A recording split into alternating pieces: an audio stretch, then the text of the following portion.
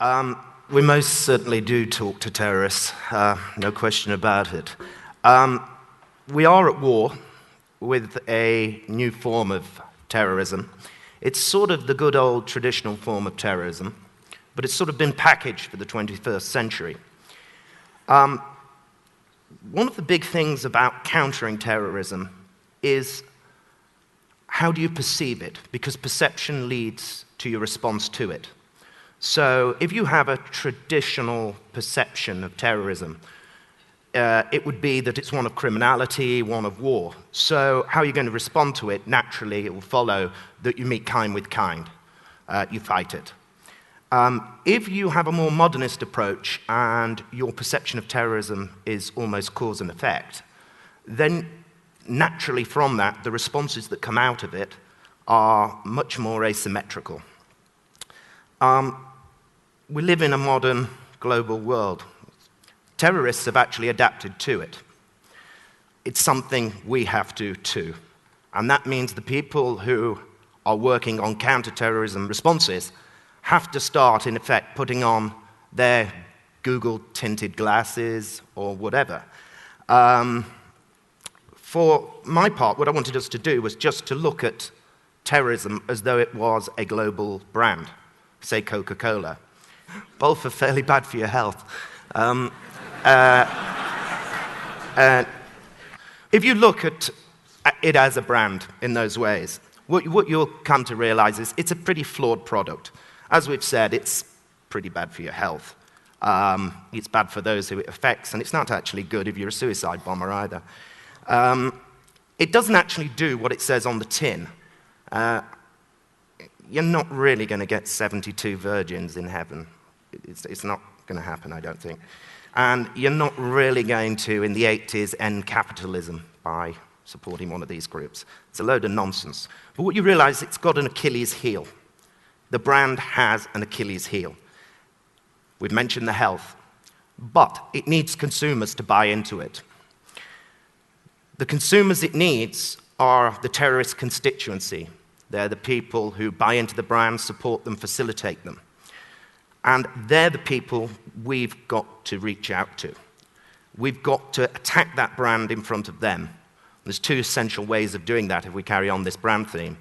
One is reducing their market. What I mean is, it's their brand against our brand. We've got to compete. We've got to show we're a better product. If I'm trying to show we're a better product, I probably wouldn't do things like Guantanamo Bay. We've talked there about curtailing the underlying need for the product itself. You could be looking there at poverty, injustice, all those sorts of things which feed terrorism. The other thing to do is to knock the product. Attack the brand myth, as we've said. You know, there's nothing heroic about killing a young kid.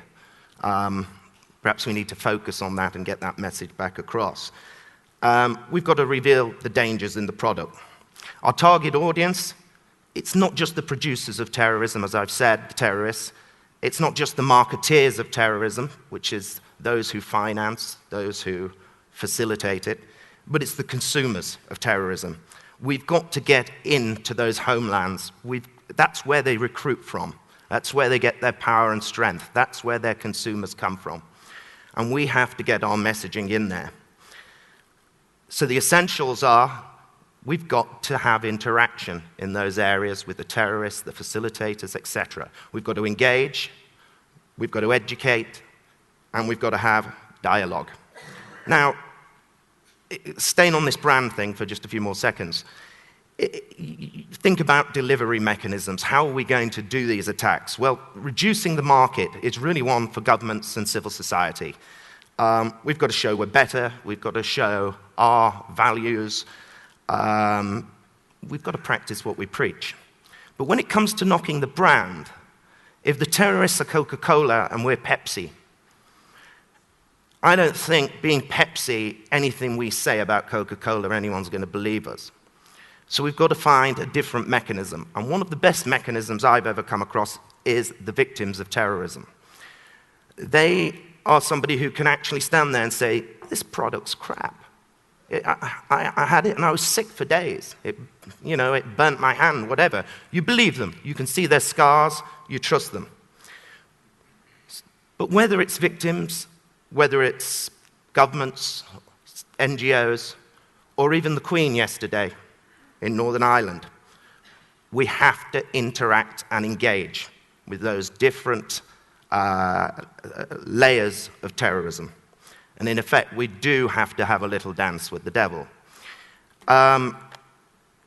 This is my favorite part of my speech. I wanted to blow you all up to try and make a point, but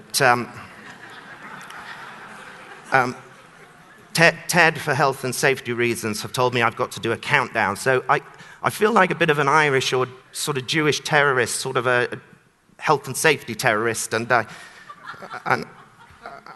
I've got to count 3, 2, 1, and it's a bit alarming. I was thinking of what my motto would be, and it would be body parts, not heart attacks. So 3, 2, 1. Very good. Now, Lady in 15J was a suicide bomber amongst us all. We're all victims of terrorism. There's 625 of us in this room. We're going to be scarred for life. There was a father and a son sat in that seat over there. The son's dead, the father lives. The father will probably kick himself for years to come that he didn't take that seat instead of his kid. He's going to take to alcohol, and he's probably going to kill himself in 3 years. That's the stats. There's a very young, attractive lady over here, and she has something which I think is the worst form of psychological, physical injury I've ever seen out of a suicide bombing. It's human shrapnel. What it means is, when she's sat in a restaurant in years to come, 10 years to come, 15 years to come, or she's on the beach, every so often she's going to start rubbing her skin. And out of there will come a piece of that shrapnel. And that is a hard thing for the head to take. There's a lady over there as well who lost her legs in this bombing. She's going to find out that she gets a pitiful amount of money off our government for looking after what's happened to her. She had a daughter who was going to go to one of the best universities. She's going to give up university to look after mum. We're all here, and all of those who watch it, are going to be traumatized by this event. But all of you here who are victims are going to learn some hard truths. That is our society. We sympathize, but after a while, we start to ignore. We don't do enough as society. We do not look after our victims, and we do not enable them. And what I'm going to try and show is that actually victims are the best weapon we have against more terrorism. How would the government at the turn of millennium approach today? Well, we all know. What they'd have done then is an invasion. If the suicide bomber was for Wales, good luck to Wales, I'd say. Knee-jerk legislation, emergency provision legislation, which hits at the very basis of our society, as we all know. It's a mistake. We're going to drive prejudice throughout Edinburgh, throughout the UK, for Welsh people. Today's approach, governments have learnt from their mistakes. They are looking at what I started off on these more asymmetrical approaches to it, more modernist views, cause and effect. But mistakes of the past are inevitable. It's human nature. The fear and the pressure to do something on them is going to be immense. They are going to make mistakes. They're not just going to be smart. There was a famous Irish terrorist who once summed up the point very beautifully. He said, the thing is about the British government is that it's got to be lucky all the time, and we only have to be lucky once. So what we need to do is we have to affect it. We've got to start thinking about being more proactive. We need to build an arsenal of non-combative weapons in this war on terrorism. But of course, its ideas is not something that governments do very well. I want to go back just to before the bang. to this idea of brand, and I was talking about Coke and Pepsi, etc. We see it as terrorism versus democracy in that brand war. They'll see it as freedom fighters and truth against injustice, imperialism, etc. We do have to see this as a deadly battlefield. It's not just their flesh and blood they want. They actually want our cultural souls. And that's why the brand analogy is a very interesting way of looking at this. If we look at Al-Qaeda, Al-Qaeda was essentially a product on a shelf in a souk somewhere, which not many people had heard of. 9/11 launched it. It was its big marketing day, and it was packaged for the 21st century. They knew what they were doing. They were effectively done something in this brand image of creating a brand which can be franchised around the world where there's poverty, ignorance, and injustice. We, as I've said, have got to hit that market. But we've got to use our heads rather than our might. If we perceive it in this way as a brand or other ways of thinking it like this, we will not resolve or counter terrorism. What I'd like to do is just briefly go through a few examples from my work on areas where we try and approach these things differently. The first one has been dubbed lawfare, for want of a better word. When we originally looked at bringing civil actions against terrorists, everyone thought we were a bit mad and mavericks and crackpots. Now it's got a title, everyone's doing it. There's a bomb, people start suing. But one of the first early cases on this was the Omar bombing. Civil action was brought from 1998. In Omar, bomb went off, real IRA, middle of a peace process. That meant that the culprits couldn't really be prosecuted for lots of reasons, mostly to do with the peace process and what was going on, the greater good. It also meant then, if you can imagine this, that the people who bombed your children and your husbands were walking around the supermarket that you lived in. Some of those victims said enough is enough. We brought a private action. And thank God, 10 years later, we actually won it. There is a slight appeal on at the moment, so I have to be a bit careful, but fairly confident. Why was it effective? It was effective not just because justice was seen to be done where there was a huge void. It was because the real IRA and other terrorist groups, their whole strength is from the fact that they are an underdog. When we put the victims as the underdog and flipped it, they didn't know what to do. They were embarrassed, their recruitment went down, the bombs actually stopped, fact, because of this action. We became, or those victims became, more importantly, a ghost that haunted the terrorist organization. There's other examples. We have a case called Amog, which is to do with a bank that was allegedly, from our point of view, giving rewards to suicide bombers. Just by bringing the very action, that bank has stopped doing it. And indeed, the powers that be around the world, which for realpolitik reasons before couldn't actually deal with this issue because there was lots of competing interests, have actually closed down those loopholes in the banking system. There's another case called the McDonald case, where some victims of Semtex, of the provisional IRA bombings, which was supplied by Gaddafi, sued. And that action has led to amazing things for New Libya. New Libya have been compassionate towards those victims and started taking it. So it started a whole new dialogue there. But the problem is, we need more and more support for these ideas and cases.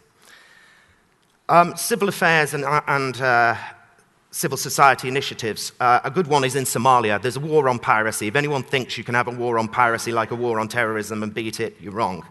What we're trying to do there is turn pirates to fishermen. They used to be fishermen, of course, but we stole their fish and dumped a load of toxic waste in their water.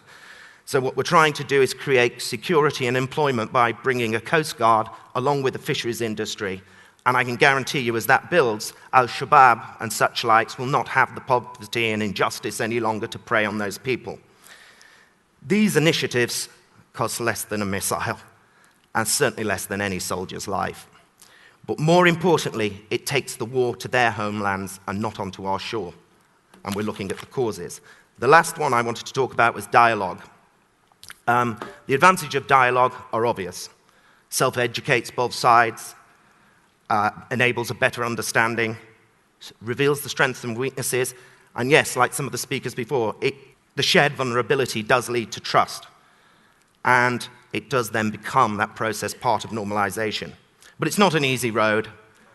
After the bomb, the victims are not into this. There's practical problems. It's politically risky for the protagonists and for the interlocutors. On one occasion, I was doing it. Every time I did a point that they didn't like, they actually threw stones at me. And when I did a point they liked, they started shooting in the air. Equally, not great. Whatever the point, gets to the heart of the problem, you're doing it. You're talking to them. Now, I just want to end with saying, if we follow reason, we realize that, I think we'd all say that we want to have a perception of terrorism which is not just a pure military perception of it. We need to foster more modern and asymmetrical responses to it. This isn't about being soft on terrorism. It's about fighting them on contemporary battlefields. We must foster innovation, as I've said. Governments are receptive. It won't come from those dusty corridors. The private sector has a role. The role we could do right now is going away and looking at how we can support victims around the world to bring initiatives. If I was to leave you with some big questions here, which may change one's perception to it, and who knows what thoughts and responses will come out of it, but did myself and my terrorist group actually need to blow you up to make our point? We have to ask ourselves these questions, however unpalatable. Have we been ignoring an injustice or a humanitarian struggle somewhere in the world? What if actually engagement on poverty and injustice is exactly what the terrorists wanted us to do? What if the bombs are just simply wake-up calls for us? What happens if that bomb went off because we didn't have any thoughts and things in place to allow dialogue, to deal with these things and interaction? What is definitely uncontroversial is that, as I've said, we've got to stop being reactive and more proactive. And I just want to leave you with one idea, which is that it's a provocative question for you to think about, and the answer will require sympathy with the devil. It's a question that's been tackled by many great thinkers and writers. What if society actually needs crisis to change? What if society actually needs terrorism to change and adapt for the better? It's those Bulgakov themes. It's that picture of Jesus and the devil hand in hand in Gethsemane, walking into the moonlight. What it would mean is that humans, in order to survive and development, quite Darwinian spirit here, inherently must dance with the devil.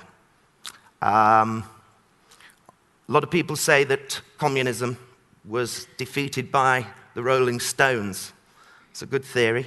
Maybe the Rolling Stones has a place in this. Thank you.